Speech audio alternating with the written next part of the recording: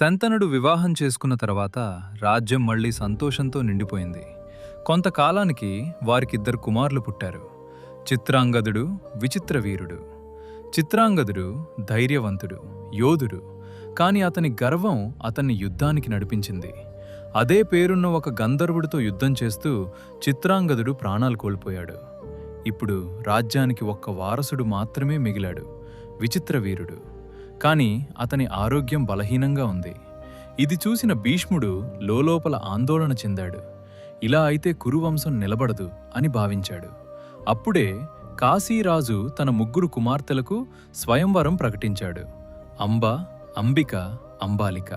విచిత్రవీరుణ్ణి పంపితే అతను యుద్ధంలో ఓడిపోతాడని తెలుసుకున్న భీష్ముడు ఒక నిర్ణయం తీసుకున్నాడు.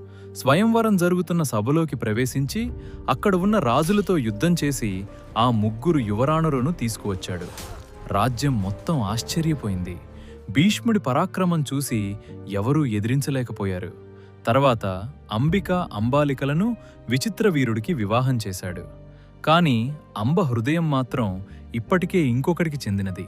ఆమె తన ప్రేమ కథను చెప్పినప్పుడు భీష్ముడు ఆమెను గౌరవంగా విడిచిపెట్టాడు. అంబ ఆశతో తన ప్రేమించిన రాజు దగ్గరకు వెళ్ళింది. కాని ఆ రాజు ఆమెను తిరస్కరించాడు.